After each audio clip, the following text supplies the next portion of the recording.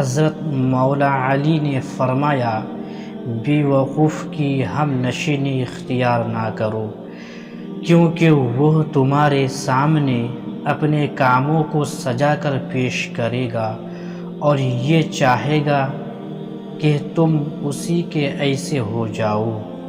مولا علی نے فرمایا، رسول اللہ صلی اللہ علیہ وسلم کے دفن کے وقت قبر پر یہ الفاظ کہے، صبر عموماً اچھی چیز ہے سوائے آپ کے غم کے، اور بےتابی و بے قراری عموماً بری چیز ہے سوائے آپ کی وفات کے، اور بلا شبہ آپ کی موت کا صدمہ عظیم ہے اور آپ سے پہلے اور آپ کے بعد آنے والی مصیبت سبک ہے۔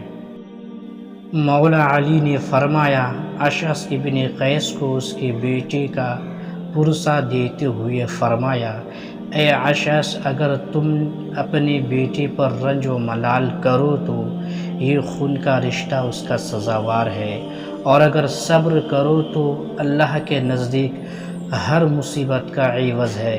اے اشعث، اگر تم نے صبر کیا تو تقدیر الہی نافذ ہوگی، اس حال میں کہ تم اجر و ثواب کے حقدار ہوگے، اور اگر چیخے چلائی جب بھی حکم قضا کا جاری ہو کر رہے گا، مگر اس حال میں کہ تم پر گناہ کا بوجھ ہوگا۔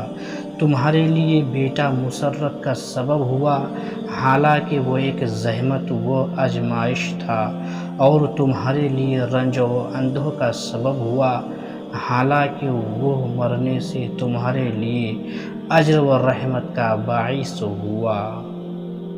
حضرت مولا علی نے فرمایا، اگر خداوند عالم نے اپنی معصیت کے عذاب سے نہ ڈرایا ہوتا، جب بھی اس کی نعمتوں پر شکر کا تقاضا یہ تھا کہ اس کی معصیت نہ کی جائے۔ حضرت مولا علی نے فرمایا، عہد ماضی میں میرا ایک دینی بھائی تھا، اور وہ میری نظروں میں اس وجہ سے باعزت تھا کہ دنیا اس کی نظروں میں پست و حقیر تھی۔ اس پر پیٹ کے تقاضے مسلط نہ تھے، لہذا جو چیز اسے میسر نہ تھی اس کی خواہش نہ کرتا تھا، اور جو چیز میسر تھی اسے ضرورت سے زیادہ صرف میں نہ لاتا تھا۔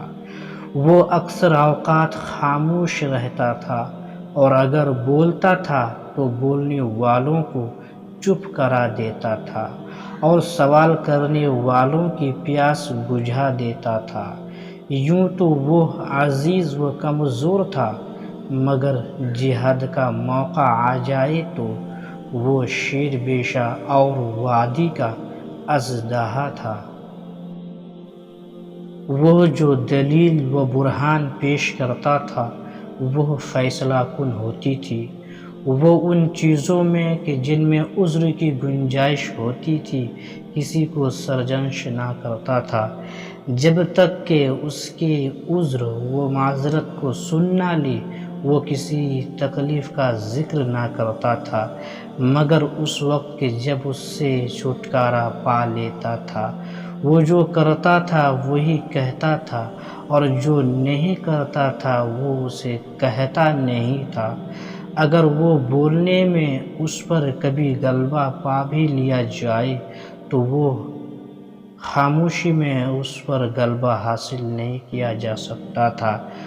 وہ بولنے سے زیادہ سننے کا خواہش مند رہتا تھا،